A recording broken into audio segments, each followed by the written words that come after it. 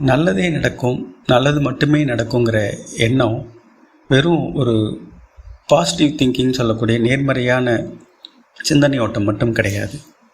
அது மனம், மொழி, மெய்கள்னால் நல்லது மட்டுமே விழையக்கூடிய ஒரு மனப்பாங்குன்னு சொல்லலாம். அது அன்னையை ஏற்றுக்கொள்ளக்கூடிய நிலைன்னு சொல்லலாம்.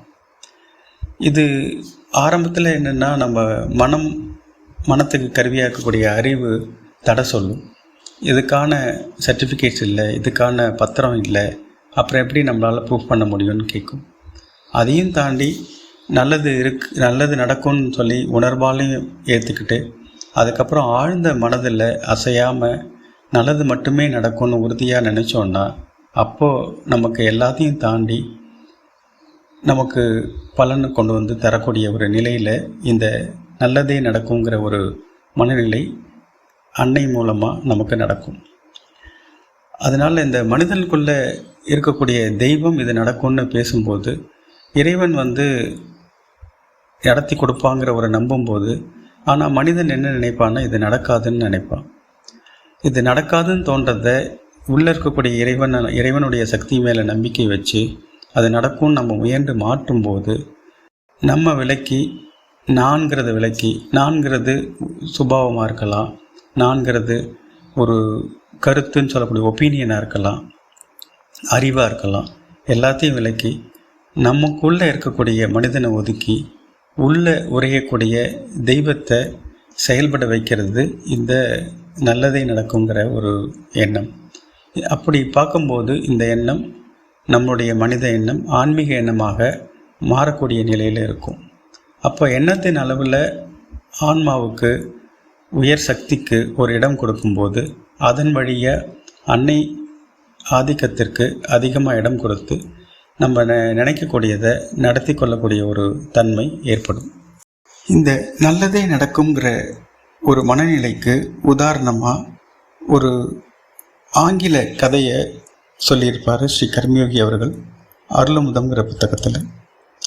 லிட்டில் பிரின்சஸ், இளம் ராஜகுமாரிங்கிற ஒரு ஆங்கில கதையில் ஒரு பணக்காரர் தன்னுடைய பெண்ணை ஒரு பள்ளியில் சேர்க்கிறாரு.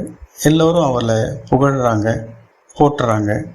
அதற்கு பின்னாடி அந்த செல்வருக்கு ஒரு வைர சுரங்கத்தில் முதலீடு பண்ணி அதனால் ஏமாந்து அந்த ஏமாத்தம் தாங்க முடியாமல் மாரடைப்பால் இறந்து போயிடுறாரு. அப்போது அவருடைய பொண்ணு, ராஜகுமாரிங்கிற பொண்ணு, வெறும் குமரி ஆகிட்டார்னு எழுதியிருப்பார்.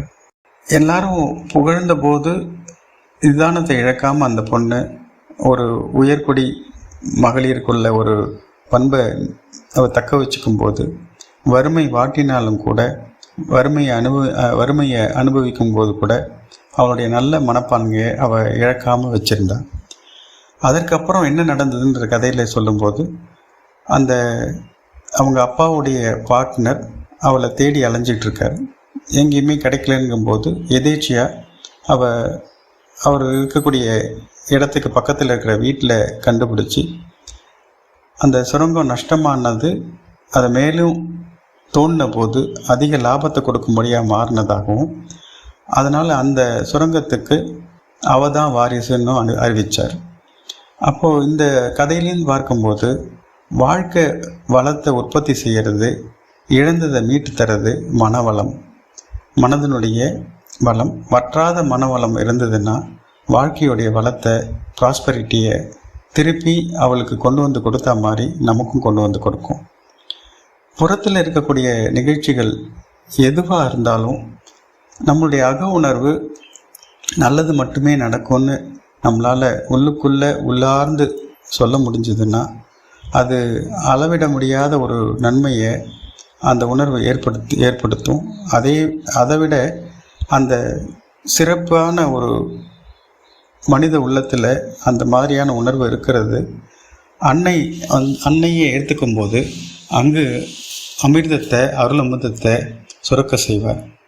அப்போது எந்த நிகழ்ச்சியோ எந்த செய்தியோ நம்ம தேடி வரும்போது இது நல்லதாக மட்டுமே இருக்கும்னு நம்ம உண்மையாக மனதில் நம்பினோன்னா, நல்ல செய்திகள் மட்டுமே வருவதை நானும் பார்த்துருக்கேன்னு சொல்லி ஸ்ரீ கர்மயோகி அவர்கள் எழுதியிருப்பார்.